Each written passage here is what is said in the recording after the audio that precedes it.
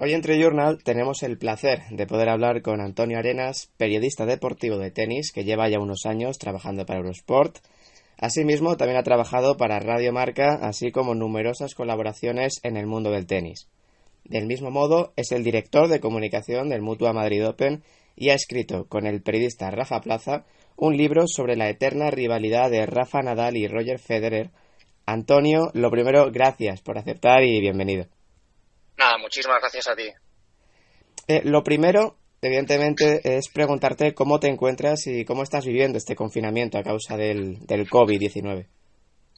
Bien, es una época un poco especial para nuestras vidas, con situaciones muy duras y muy dolorosas. Yo estoy en Mallorca, en Manacor, y bueno, quizá lo más duro es la lejanía con mi familia, que casi toda es de Madrid. Son circunstancias complicadas, pero bueno, ojalá que terminen cuanto antes. ¿Crees que habrá tenis en este 2020? Y si es así, ¿crees que podremos ver los torneos a puerta cerrada? Creo que habrá tenis. Tengo muchísimas dudas porque ni siquiera ATP y WTA lo saben a estas alturas. Entonces yo tampoco puedo ejercer de adivino. Yo creo que algo de tenis sí que tendremos, pero con muchas limitaciones. Y desde luego, si hay tenis de manera inminente, tendrá que ser a puerta cerrada. Sí, ¿y qué opinas de esas declaraciones de tenistas que algunos están a favor, otros están en contra, porque a lo mejor le quita un poco de ambiente? Bueno, a lo mejor no le va a quitar ambiente. ¿Qué opinas sobre el tenis a puerta cerrada? Bueno, a ver, aunque tu pregunta tiene que ver con la puerta cerrada o abierta, Sí. para mí el máximo problema no es ese. Es decir, el tenis no tiene al público como principal inconveniente. El principal problema es que es un circuito internacional en el que jugadores de un montón de nacionalidades están viajando de un lugar a otro. No son solo los jugadores, son también los entrenadores, los preparadores físicos, todo el personal del circuito de ATP y de WTA, que tienen sede en diferentes partes del mundo, entre ellos en Estados Unidos, y esto es lo que hace complicado que se puedan juntar todos en una misma sede. Lógicamente, el que no haya público es para salvaguardar la salud de los fans, pero el propio circuito tiene un problema, y es que tiene que garantizar completamente que todos los actores del circuito están sanos antes de empezar la competición. Por eso es un evento que es bastante más complicado que, por ejemplo, una liga de fútbol, de baloncesto, cuyos equipos se pueden confinar en una sede, garantizar que están todos sanos y salvos y después competir. Aquí con el tenis es algo muy diferente, es más internacional. Sí, Federer hace un par de días propuso que tanto ATP como WTA, que son las asociaciones de tenis, de tenistas, mejor dicho, tanto masculina como femenina, se unieran en una única institución para superar esta crisis. Y tú en Eurosport titulaste como La unión hace la fuerza. ¿Por qué crees que esto es bueno y también por qué crees que hay tenistas como Kyrgios que se han posicionado en contra? Sobre la opinión de Kyrgios no puedo opinar porque él mismo no ha argumentado su respuesta. Entonces no sé muy bien qué es lo que piensa o cómo rebatirle. Sí. Sobre que la unión hace la fuerza, bueno, creo que ahora mismo el tenis está viviendo una etapa convulsa por culpa de la pandemia global que ha asolado a todo el mundo, y considero que es un buen momento para reflexionar sobre el tenis en su conjunto. Ahora mismo creo que los fans, especialmente los que no siguen el día a día del tenis, los que a lo mejor se conectan de manera puntual para seguir los Grand Slam, para seguir a Rafa, a Federer, a Djokovic, a Serena, creo que viven en una situación un poco de confusión porque es muy difícil diferenciar qué tipo de torneos se juega cada semana, por qué hay torneos mixtos, por qué no hay torneos mixtos, Claro, sí. por qué hay eventos que se llaman Master 1500 y con las chicas cuáles son las categorías. La gente no conoce cuáles son las categorías de WTA, no sabe cuáles son los WTA Premier Mandatory, los WTA Premier, los Internacional, qué es el ITF World Tour. Es decir, ahora mismo hay un montón de torneos, un montón de categorías, y creo que si se consiguiese dar la unidad para que hubiera dos circuitos separados, masculino y femenino, pero estructurados bajo un mismo gobierno, por decirlo de alguna manera, y con una misma regulación en lo que a puntos y a dinero se refiere, creo que para los fans y para los jugadores sería una noticia muy positiva. ¿Y crees que es viable a corto plazo? Hombre, creo que a corto plazo no. Ten en cuenta que son dos empresas completamente diferentes. Claro. Es muy difícil encontrar un ejemplo, pero es como si... A ver... el ejemplo que voy a poner no es bueno, ¿vale? Pero para que lo entiendas, es como si Coca-Cola y Pepsi deciden unirse porque tienen como elemento común el diseño de una misma bebida. Sí.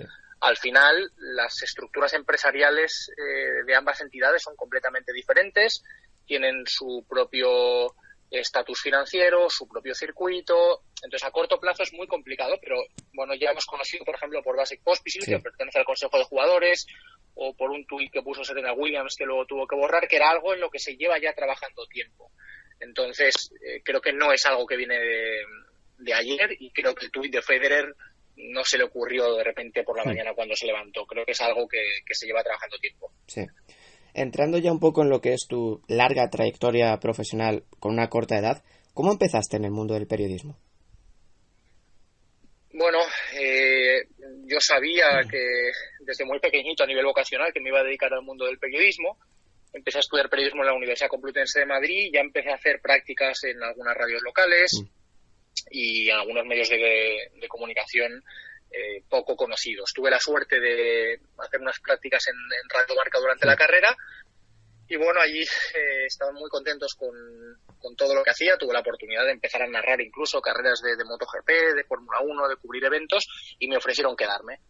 Y bueno, pues con 22 años me convertí en el copresentador más joven de la radio en hacer un programa de fin de semana. Y copresentaba Marcador con Edu García, lo que viene siendo el carrusel deportivo, o el tiempo de juego de Radio Marca. Y bueno, esos fueron mis inicios. A partir de ahí, pues tuve la oportunidad de ir creciendo profesionalmente, gracias a todo lo que aprendí de compañeros de trabajo increíbles en la radio y el mundo marca. Y bueno, fueron surgiendo nuevas oportunidades y nuevos proyectos.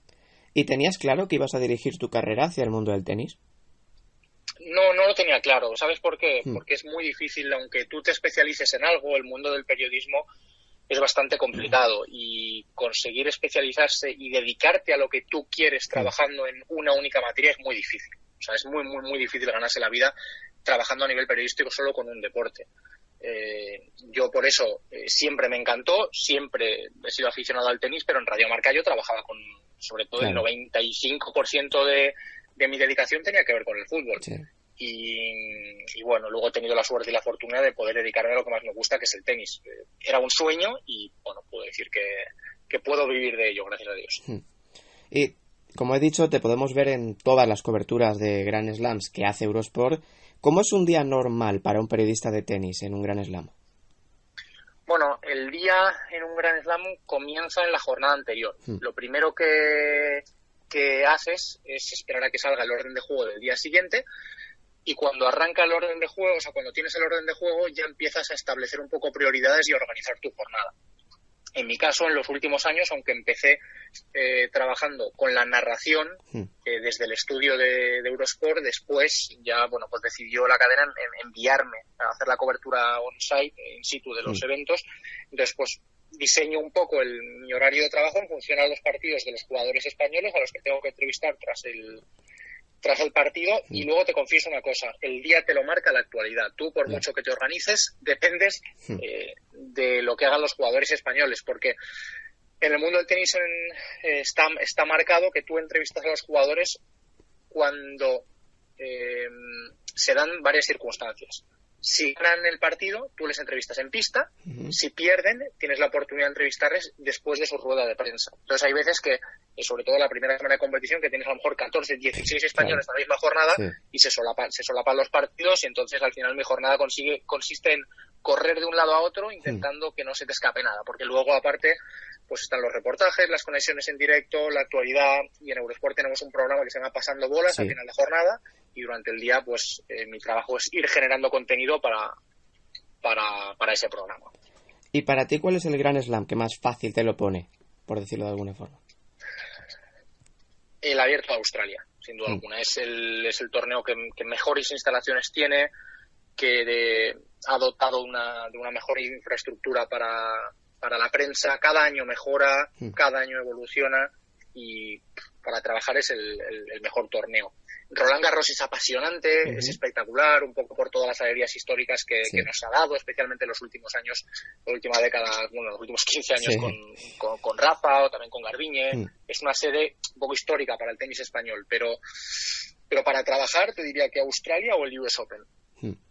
Y también has entrevistado en infinidad de ocasiones a los mejores y también las mejores jugadoras del circuito. ¿Crees que se mantiene esa cercanía entre periodista y tenista comparado con otros deportes como por ejemplo en el fútbol, que a lo mejor están más en burbujas?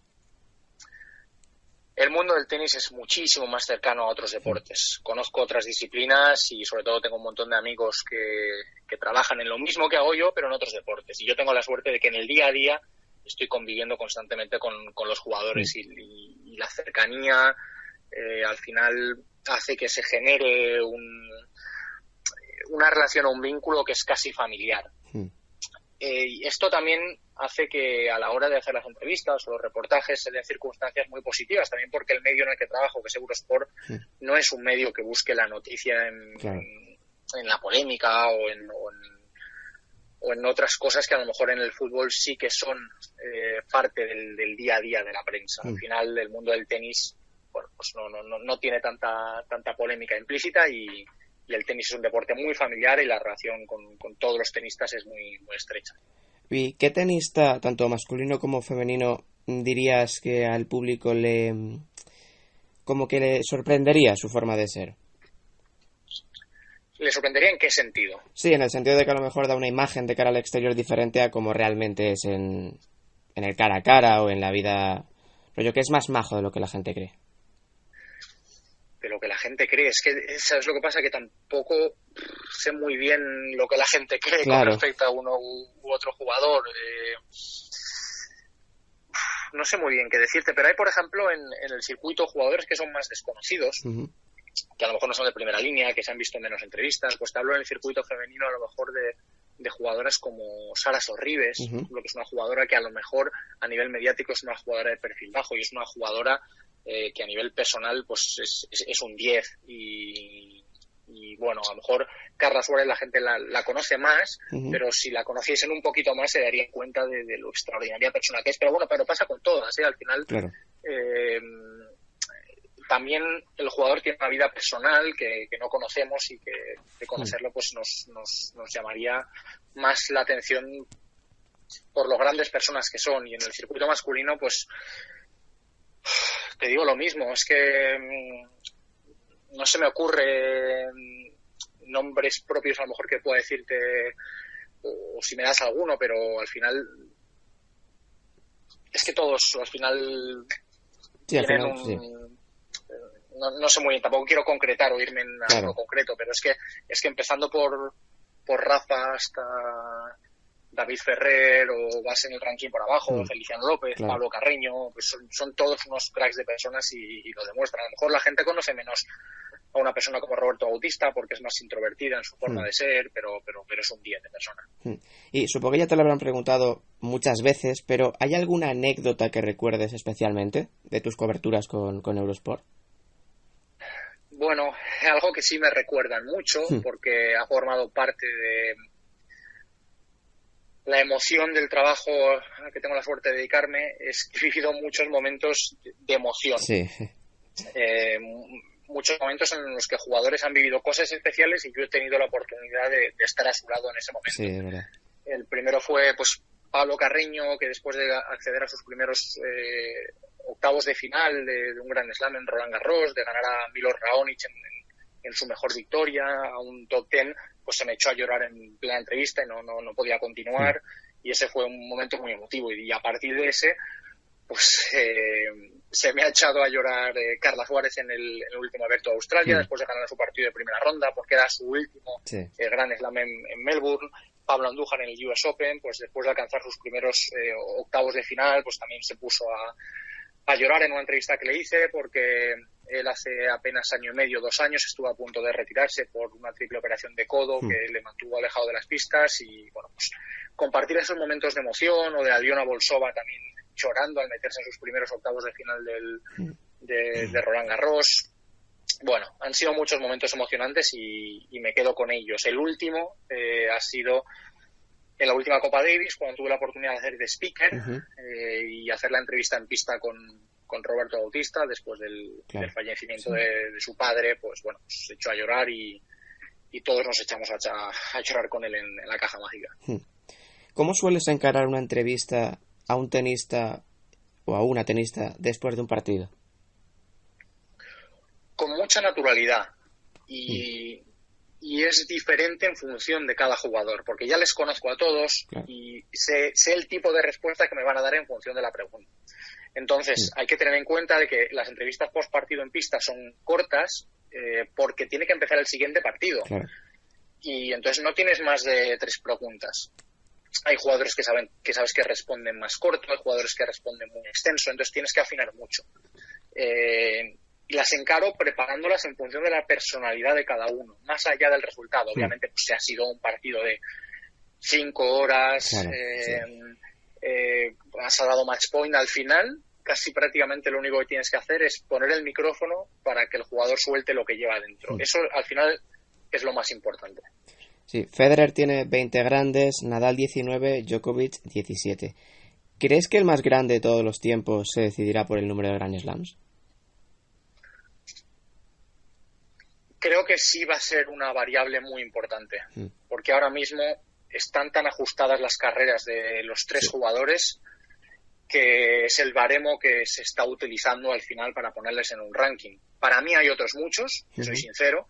Para mí son también súper importantes los Masters 1000 porque al final son torneos en los que los jugadores compiten contra los mejores en una semana. Es decir, tú en un Grand Slam tienes una semana en la que te enfrentas a jugadores de ranking más bajo y incluso tienes más oportunidades para resucitar o para resurgir si las cosas se dan mal al principio. Tú puedes remontar un set adverso, pero en los Masters 1000 casi no tienes margen de maniobra. Claro.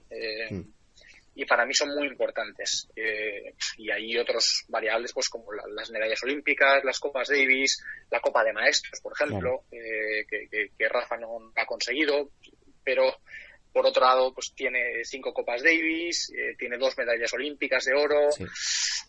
Es muy difícil las semanas como número 1, pero al final creo que sí que nos vamos a fijar en la cifra de Grand Slams. ¿Y crees que estamos ante la mejor época de tenis de la historia, o al menos de la historia más reciente? Sin duda alguna. Es la mejor época en la historia del mundo del tenis. Creo que todo el mundo es consciente de que es una época que es muy difícil que vuelva a suceder, que los 3 mejores de la historia se citen en un periodo de 15 años. Fíjate los números de Grand Slam que tienen entre el Big Three. Es que al final es una locura, es una barbaridad. Obviamente hay jugadores como Rod Laver, que también es considerado uno de los mejores de la historia, pero es de una época tan lejana que no sabemos qué hubiera pasado. Es muy difícil comparar épocas, pero para mí esta es la mejor de todos los tiempos. ¿Y crees que el periodismo deportivo centrado en tenis está infravalorado respecto a otros deportes como a lo mejor fútbol o baloncesto en nuestro país? Creo que no. Lo que pasa es que somos muy pocos los periodistas que nos dedicamos 100% a la cobertura del tenis. Hay muchos compañeros que hacen información polideportiva durante gran parte del año y cuando llegan los Grand Slam pues sí pueden o tienen la oportunidad de hacer tenis.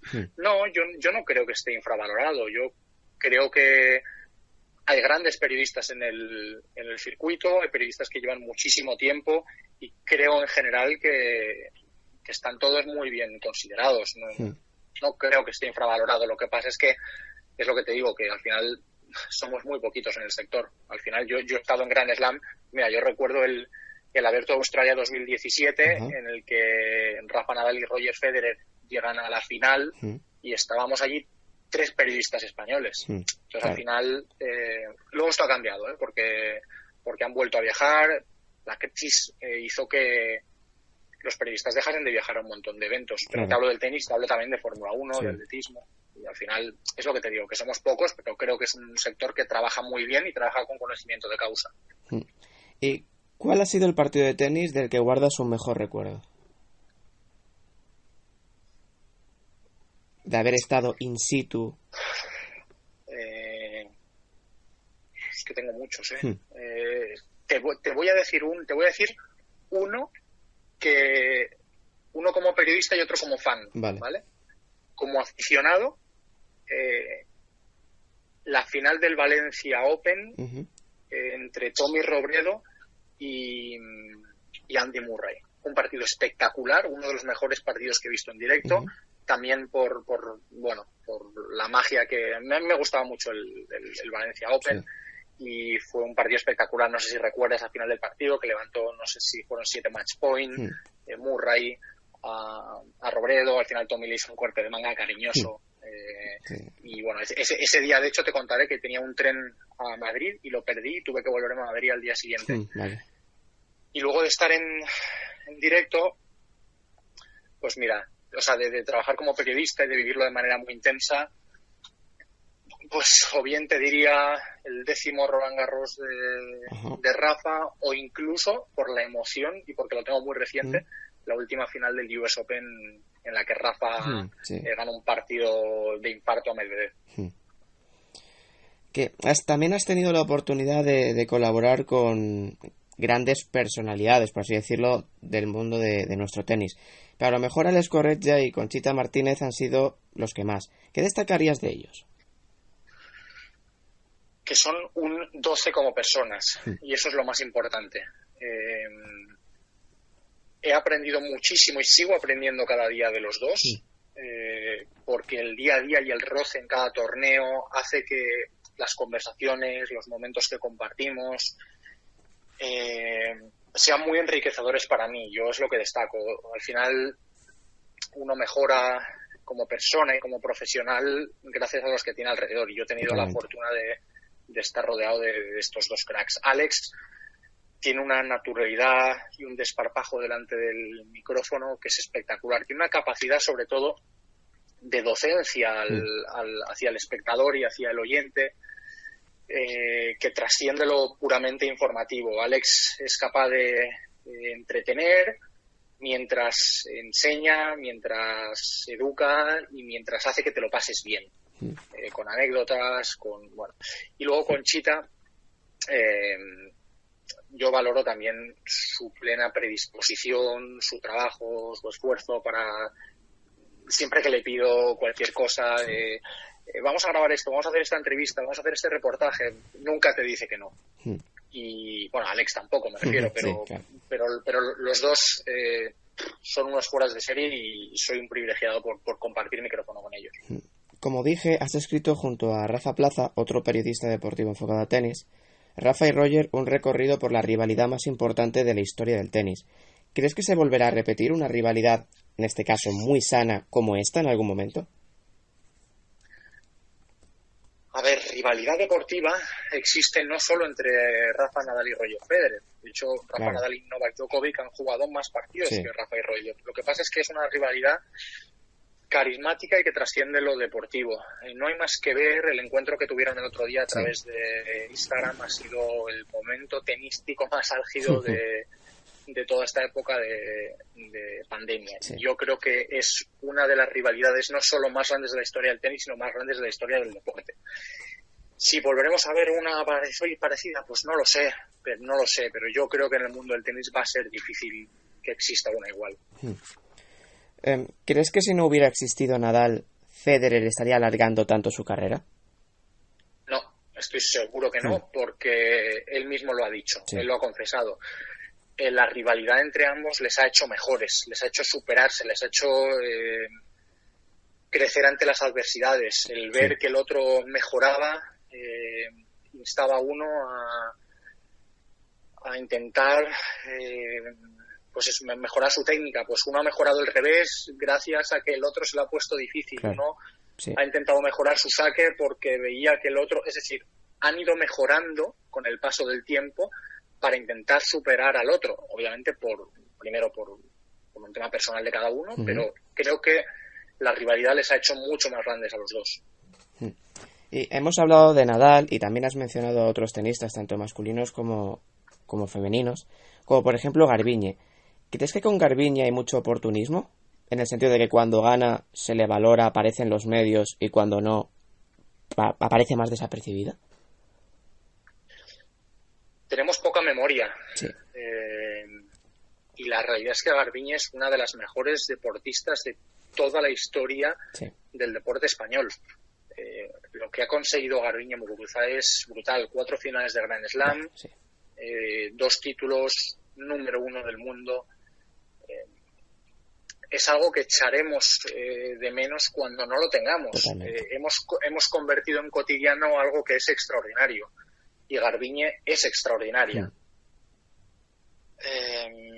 en ese sentido no puedo juzgar lo que opinen otros compañeros o lo que pueda pensar los aficionados, pero creo que nos hemos mal acostumbrado a la victoria, quizá porque lo que ha hecho Rafa es de otro planeta, y porque hemos perdido la capacidad de valorar estos éxitos, pero es que si echamos la vista atrás, Arantxa Sánchez Vicario tuvo una carrera increíble, y Conchita Martínez, que es ahora su entrenadora, hizo historia no solo en el circuito individual, sino en el circuito de dobles. Pero es que al final lo que ha conseguido Garbiñe, no en número de títulos, pero sí en la calidad de los mismos,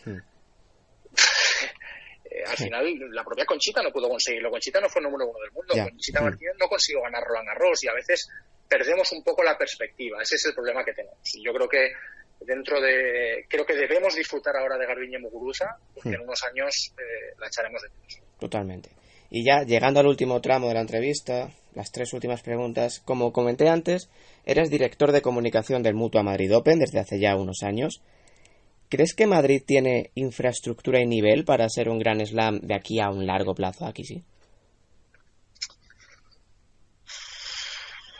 Es que este debate va más allá de la infraestructura. Es decir, infraestructura para hacer un Grand Slam o unos Juegos Olímpicos pueden llegar a tenerla un montón de países. Creo que ser un Grand Slam o no está encima de la mesa, porque los Grand Slam pertenecen a ITF y hay 4 Grand Slam históricos. Dicho esto, Madrid es uno de los mejores torneos del mundo, primero porque fue el primer torneo y el primer Master 1000 en tener 3 pistas cubiertas, porque es un torneo que ha ido creciendo de una manera increíble y consolidándose como uno de los mejores del circuito, porque es uno de los únicos 3 torneos del mundo fuera de los Grand Slam que tiene 2 torneos de la máxima categoría del circuito ATP y WTA, y porque tiene una ansia de crecimiento muy grande. El año que viene se cumplirían 20 años de la cita. Pero lo de ser un Grand Slam o no creo que no está ahora encima de la mesa. Creo que lo más importante es lo mismo, es valorar lo que tenemos en España, que tenemos uno de los mejores eventos del mundo.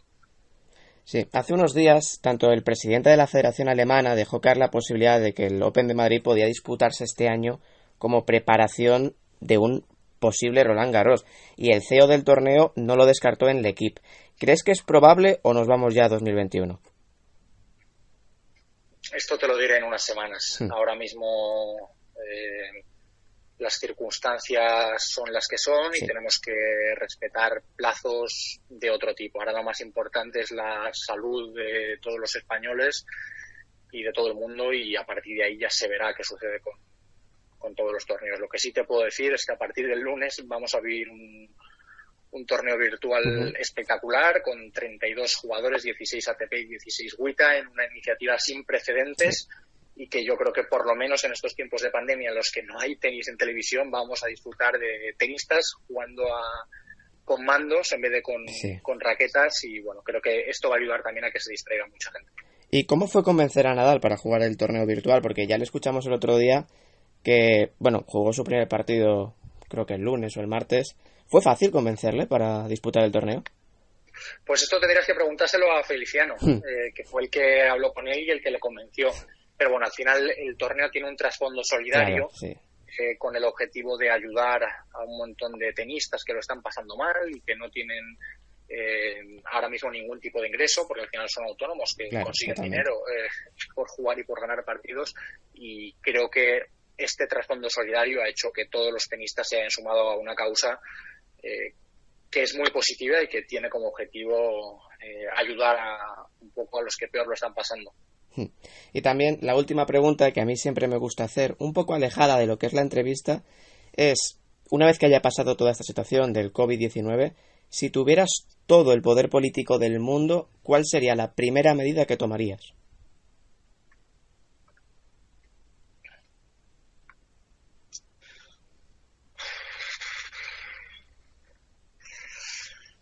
Es que, ¿sabes lo que pasa? Que no soy político. Y al final es como si le pregunto a un político sobre una cuestión de periodismo y de tenis. Claro. Es meterse en un terreno en el que no eres especialista. Y no me gusta hablar de cosas que no sé, te soy súper sincero. A mí, si hubiera la posibilidad de hacer algo a nivel humano para paliar el dolor de todas las personas que han perdido a familias y seres queridos, yo trabajaría en eso lo primero y en intentar devolver a la sociedad la alegría perdida por tanto y tanto dolor. Y eso, como a nivel político, no sé si es posible o es factible. No te sé decir. Prefiero no engañarte y ser muy sincero. Bueno, Antonio, pues muchísimas gracias por haber aceptado esta entrevista. Enhorabuena por lo que has conseguido. Todavía queda mucho. Y ánimo de cara al futuro. Muchísimas gracias a ti por la llamada y por la entrevista. Gracias. Gracias. Adiós.